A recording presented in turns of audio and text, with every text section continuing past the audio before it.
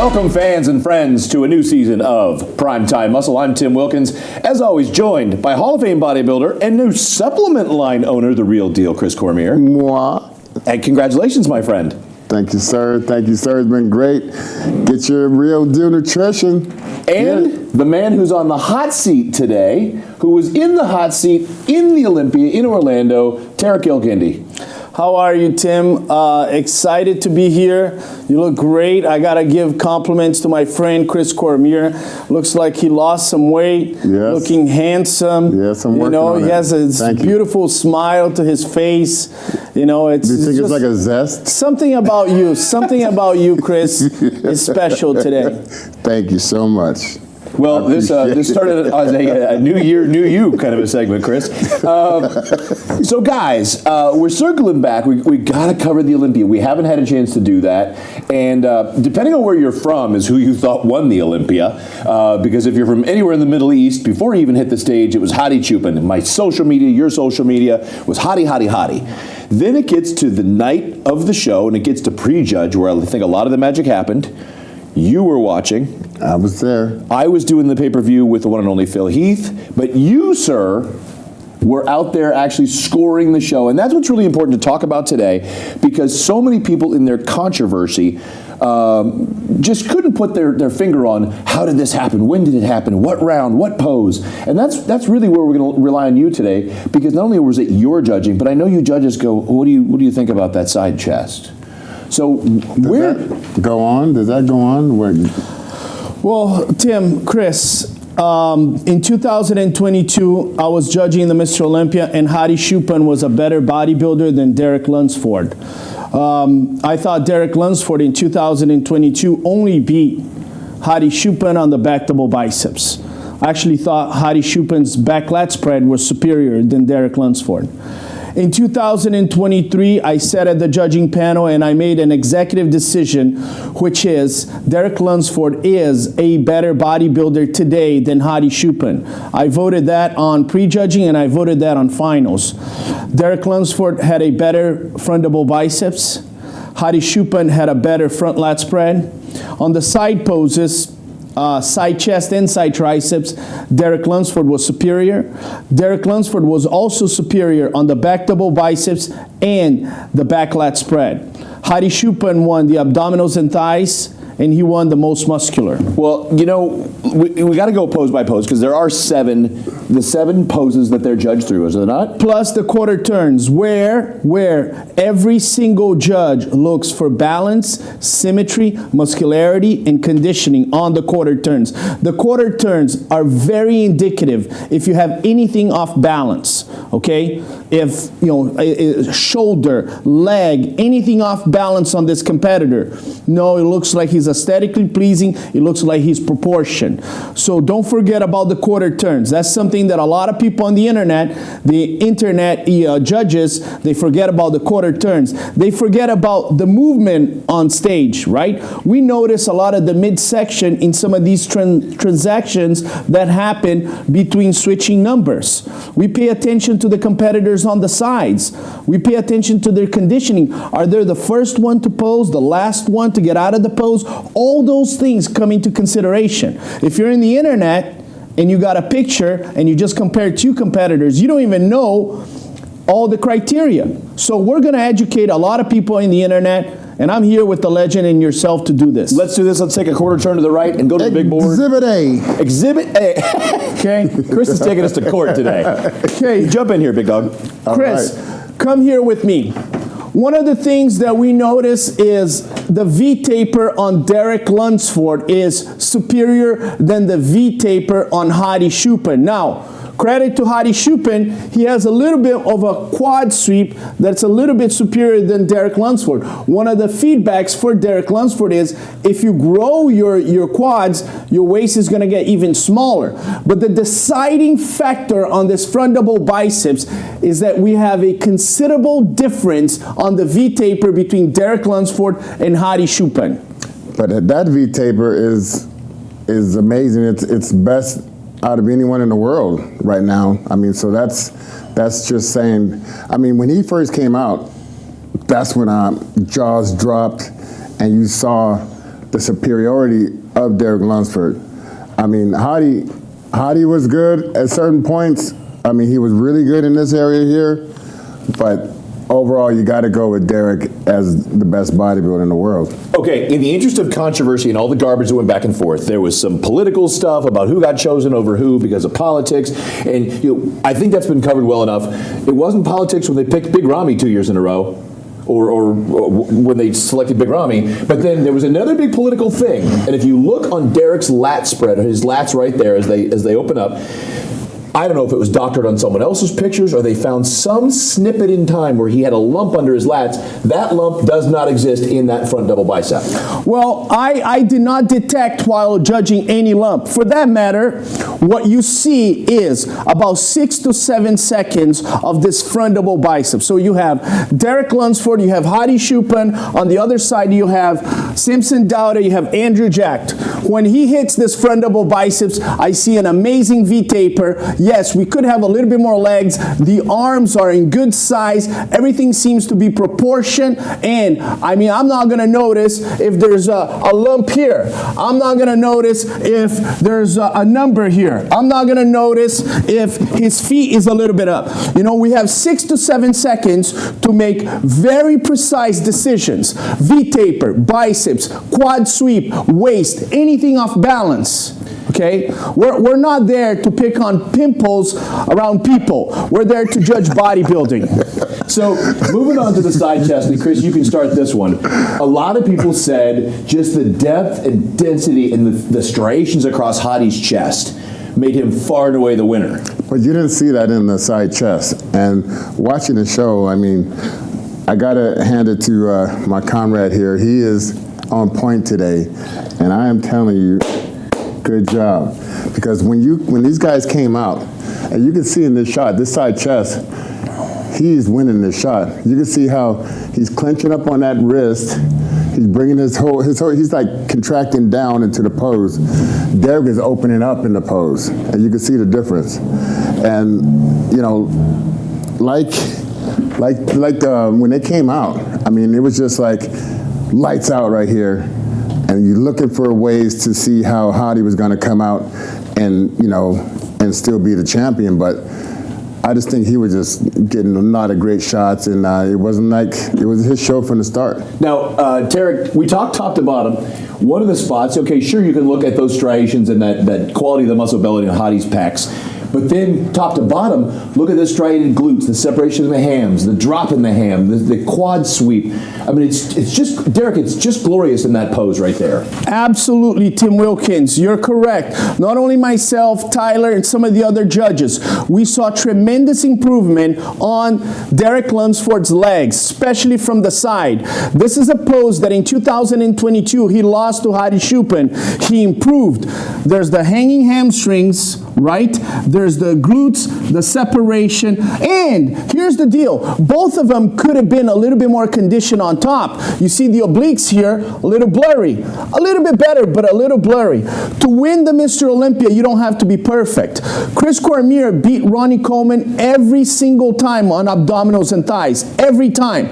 Ronnie didn't have the best abs. Michael Jordan didn't have a 3-point percentage that was equivalent to greatness, but they won. So if your job is just to pick a defect on a Mr. Olympia, by all means, you can go to Dorian Yates' biceps, you can go to Ronnie Coleman's lat, but Derek Lunsford on that day was the superior body. You can also see there's, you know, lumps and bumps on Hadi, and the shoulders came in play at some time. But from here, from his top of his trunks down to his ankles, he was fat free, and I know for a fact because I was watching and I was in awe of this guy. So this was the pose that Derek beat him out slightly last year, and talked to us about the improvements this year between both guys, but where he really stepped it up this year. Tim, I'm going to tell you something, and I want everybody to pay attention to this. It's not a question of I beat him on that pose. is by much did you beat him on that pose, okay? That's very, very important. If you're judging a show and you see somebody that's extremely dominant from the back, but he barely lost from the front, you also have to calculate this difference. On the back double biceps, Derek Lunsford not only won in 2022, he also won in 2023, and he increased the difference of by how much he won that pose. Hadi Choopan has been adding great thickness to the back, but we're kind of missing the detail of 2020 and 2021. My advice to Hadi is, you got the thickness. Let's go back to that conditioning so you can go head to head. And even if you don't beat Derek Lunsford on the back double biceps, you decrease the difference. Close the gap. So are you saying it was like a 10-8 round to you? Well, you can lose the pose by 10-7, you can lose the pose 10-8, or you can lose the pose 10-9. Now, if you go on the front lat spread or some other pose and you beat Derek Lunsford 10-7, then you're ahead of the game. It's not only beating the pose, it's by how much have you beaten on the pose. Now, going back to obliques, Chris, because that's one of those things. Hadi is known, he hits that side oblique, it just fans, it's shredded to the bone, it's got thickness on the side. That's one of those poses that you just can't say, okay, Derek's got some ground to catch up on. It's not going to happen. But like Tarek said, that's one shot. Yeah. It's one shot, and it's not like a knockout punch. It's one little jab. It's one little jab, and you're looking at the whole body. You're looking at the whole body on all these competitors. Your eyes kept going to Derek like, this guy is this, you know, this guy is that. So Derek had a different strategy, start going to the vacuum later on, and they scored it as an ab shot. The shape is there, like nobody else's business on the stage. But I thought that Hadi was a little bit off from the back, not even where he should have been as years passed. Like, I don't know if that's going to come back. I don't know if it's not ever going to come back, but that has got to be something to be said of that. And Derek, like I said, I've never seen anyone outside of Dorian Yates with that type of dryness from the back.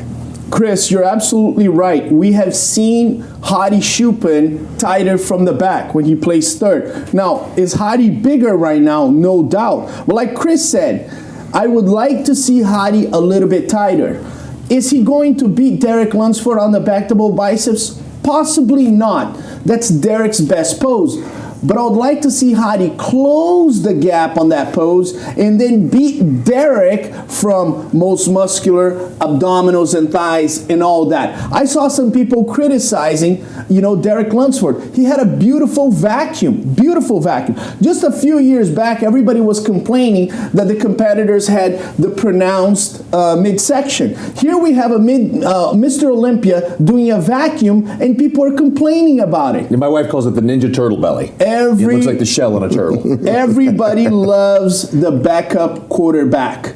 When Ronnie Coleman was winning, we loved Jay Cutler. When Jay Cutler was winning, we loved Phil Heath. When Phil Heath was winning, we loved Sean Roden. It's part of the game. We love the second place. We love the third place. And if you're Mr. Olympia, Derek Lunsford, so be it. You got to be ready for the scrutiny. Guys, I'm going to hit you real quick on this one. We got to go to break. The Persian Wolf goes back to his home country to a hero's welcome, which I love to see. He's on meet and greets. He's doing the thing. He's being an ambassador of the sport. He's a fighter. Like they keep saying, he's a wolf. Is he done, and what does he have to do? He's not done, Tim Wilkins. That man is not done. And he could very well beat Derek Lunsford, Samson Dauda, and the entire field. My feedback to Hadi is this. You got plenty of muscle. You filled up. You won the Olympia already. We need Hadi to get back to his 2021 conditioning. If he gets to that conditioning, the sky's the limit for the big Azizam. Chris. I have to second that. He has to get back to that look that we was accustomed to when he took third and we was questioning should he have been the champion at that time. But that's what we'll see. That's what we'll see, and we'll see more. We've got lots more Olympia to cover when we come back on this very first episode of Primetime Muscle.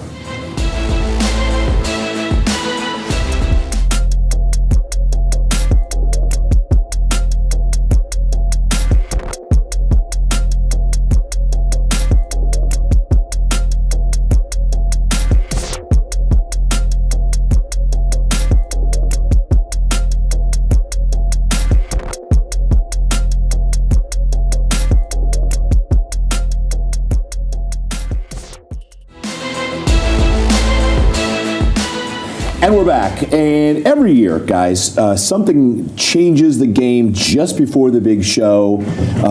Someone gets an illness. This year, Brandon Curry almost didn't make it, had some stomach issues. And then one of the biggest of the year, one of the absolute fan favorites, Nick Walker. Nick Walker pulls a hammy, well, strains/tears a hammy just a couple days out from the show. Yes, it was strange, Tim, and we were all shocked by it. I saw that he still tried to see if he can go through with doing the show, but he just couldn't get it together.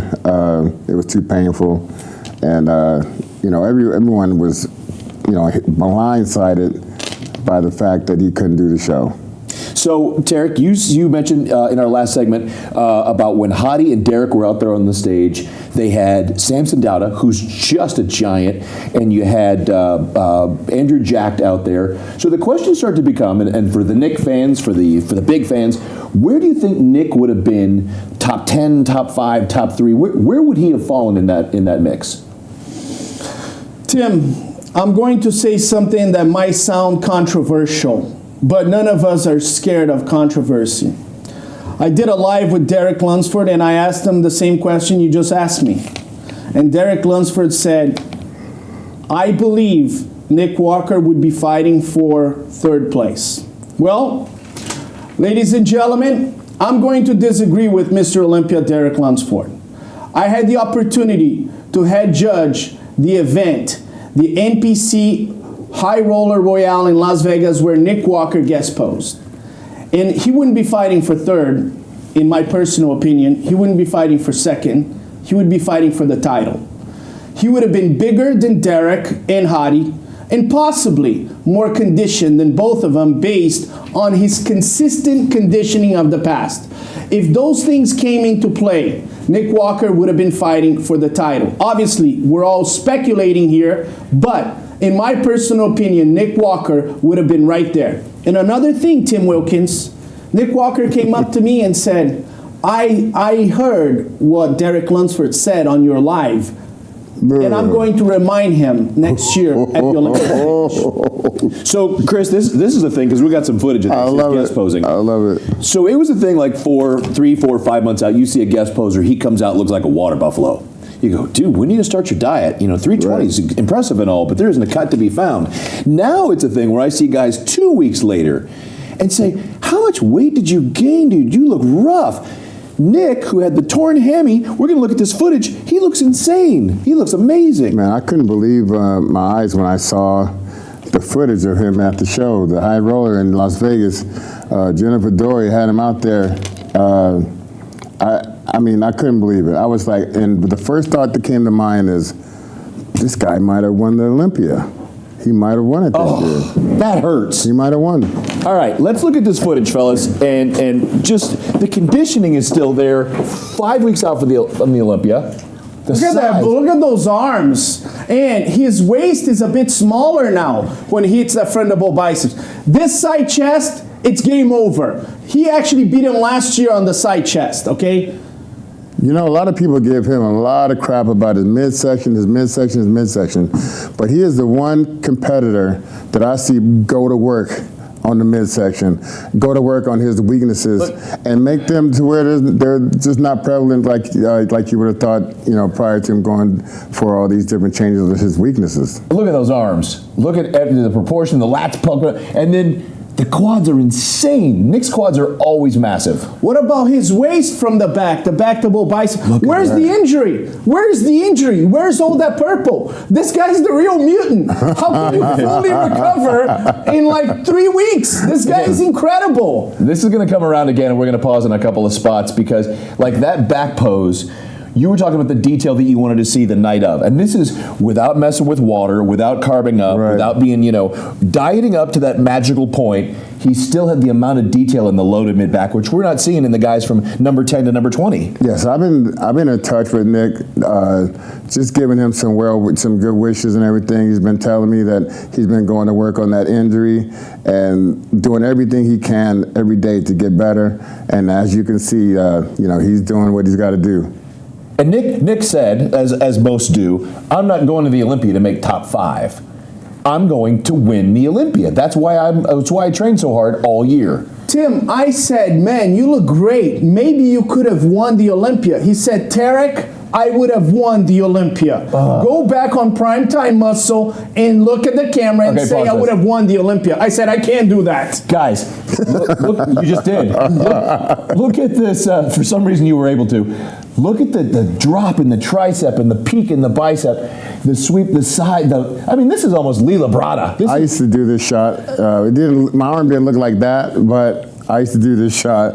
I love this shot. I love the body that he's putting together here, the side of the leg and everything. And here's in competition, that would be like just remarkable. But I just love the shape that he's given with that upside down triangle going into the waist.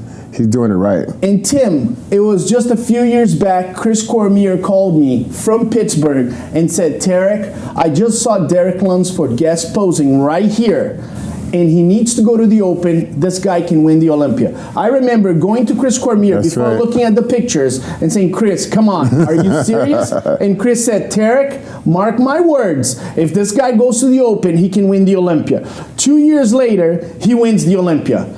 Guest posing is very indicative of what you can do and where you are. For this guy to have an injury 3 weeks and show up with this kind of recovery, that means this guy is at the peak of his career. His conditioning has been consistent, and we're all speculating he could be holding water in the final 24 hours, we don't know. But Nick Walker, in my personal opinion, would have been fighting for the title of the 2023 Mr. Olympia. I think it's also important to point out, guys, people ask me all the time, do these guys, do they not like each other? Do they bicker? These two, for years, have been sitting on hotel beds talking, kicking their feet like schoolgirls. Guess who I just saw? He's wearing red trunks. You're going to love him in the Open. You guys are adorable. So, this is another pose. Let's my wife is not watching this. She knows. She walks in. Not now. I'm on with Chris. Spin this forward, if you would, please, just a little bit. And let's get to a couple more of these poses. You talk about, I don't know if he was holding water, what would have happened magically the night of. If he's not holding water a month out, he definitely would have been holding water the night of. Yeah, it's a good point, right? And Chris is more of an expert than I am in terms of the final days of preparation. And Chris can help us. Based on what you see here, Chris. Let's stop right there. Go ahead.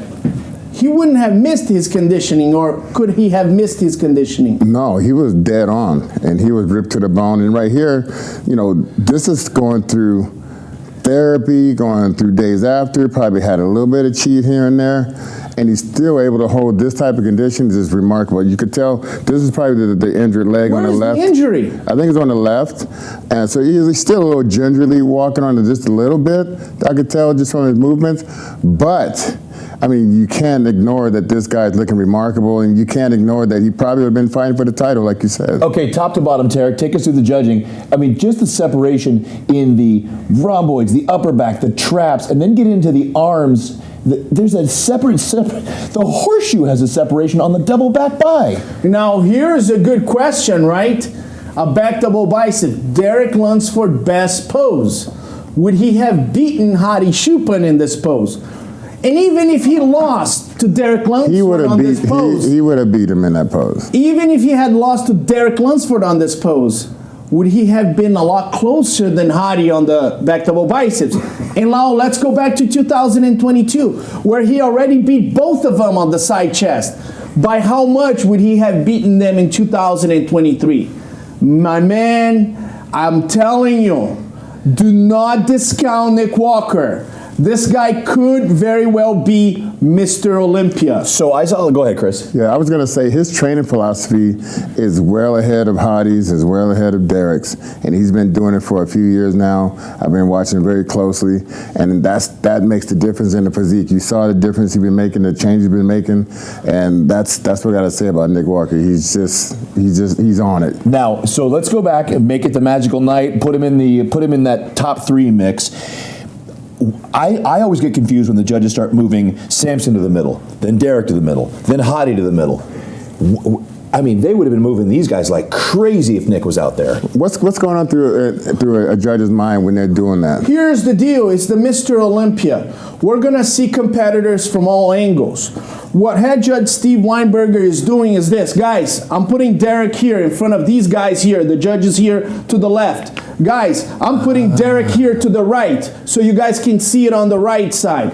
Guys, let's have Samson Dowda on this side. Samson Dowda on the left side. Let's see who's getting better. Let's see who's holding water. Let's see who's getting tired. All those things come into play.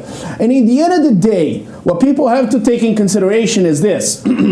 Some poses are definitive. Back double biceps, Derek is winning. But some poses are not. Front double biceps, it was quite close. I still had Derek Lunsford. So it sometimes is not enough to see it one time. You got to see it twice, 3 times to make the decision that's going to cost somebody a lot of money, right? And the title of Mr. Olympia. So watching front double biceps here, then it changes, front double biceps there. Okay, now I make a decision, he's better. Now let's watch it again, side chest. Now I make a decision, he's better. All that comes into play.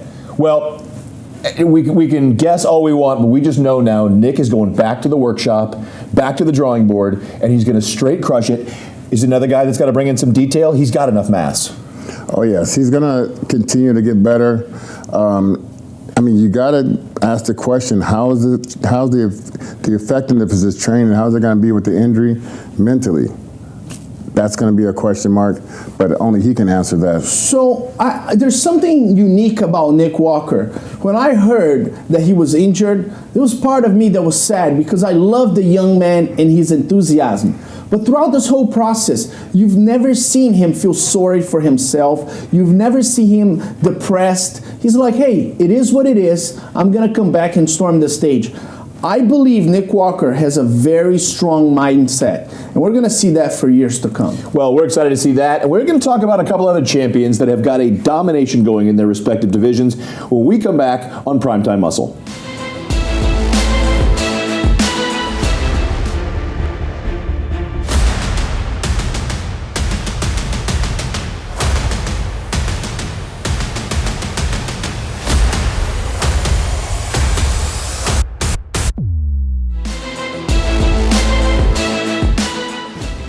All right, guys, there are a couple of champions that go to sleep listening to We Are the Champions. It's got to be on a loop in their heads. In figure, Sid Gillen, Vitamin C. What are we on, number 6 this year? Number 7? 7. 7. 6. 7. And it's people say, how long is this dynasty going to last?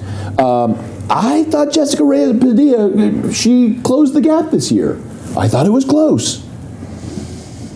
Tim shows how little I know. I see the face. When I saw Lola Montez coming on stage, I said, wow, that's a genetic marble. She might win this. Then I saw Jessica Padilla come on stage. She was at her best, beautiful, the waist is small, and I said, oh man, Jessica is winning this.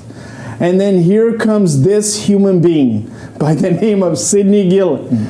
And when she hits her poses, I said to myself, nobody is winning this with the exception of Sydney Gillen. This is a superior human being.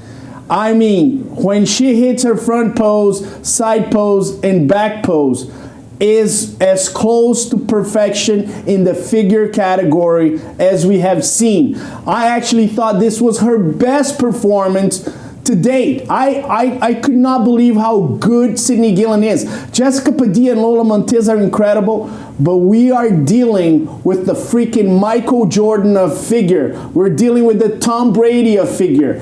This is an incredible. She is the most dominant champion at the 2023 Mr. Olympia. Well, I got the pleasure of meeting Mama Sid and Daddy Sid at the Olympia this year, and we laughed it up and got to know each other. They showed me some photos of her when she was a little girl at her dad's competition. Her dad was a bodybuilder. So you can understand this is a pedigree going on. This is not just someone who picked up a weight and then they became Miss Figure Olympia. This is someone it's in her blood. She loves it. I mean, her parents are right there behind her, 100%. And seeing the photo, their family photo that she whipped out, and she was like, and she's a fan of the show. So say what's up to Mama Sid, Daddy Sid. She's yeah. So we were there, chopping it up in the lobby. And just to see her as a little girl at her father's competition, and you can imagine, she was probably wanting this for a very long time. So people think, yeah, she's very young and she wanted it, but she was just probably brewing in her system since she was a very little tiny girl. You know, it's always nice to be able to meet the parents as well. Natalia Coelho's mom, you got to meet her parents. I met a couple of the other parents this year. I'm in the Masters divisions. A lot of our parents are dead. So it's always nice because we're just old. It's so dominant. The back shot to me is one of the ones that always just really defines why she's a champion and why she owns this division. The taper. I mean, top to bottom, Tarek, pick this apart as a judge and tell me why this is going to be so hard. You know, she is as close to perfection as it gets because she has the separation and she has the taper. But her separation is not aggressive. You know, a lot of times, people see the aggressive separation in figure and starts reminding you of women's physique, which is the criteria. You need to be a little bit more separated women's bodybuilding. There's some beautiful softness to Sydney Gillen. Tim, when she comes in and she does her front pose, there are no veins on the arm. She can win with softness, with pure beauty. She has the separation without the veins. She has the V-taper without being overly powerful. She is just a statue. I can't tell you that this is not as close as it gets to perfection. I can't point out one glaring weakness on this woman's physique. Well, she's sort of like the female version of the real deal. I mean, you don't have to go with I need coffee. you don't some vodka. You don't have to go with the big astronomical. It's not going to take a big, like I see a lot of girls trying to do figure and they come in with this monstrous body. And you're still not going to beat Sid at that, coming out in the competition like that. A lot of these coaches trying to outmuscle her, out this, out that, but that's still not going to get the title. This girl is, I mean, look at this. This is not like,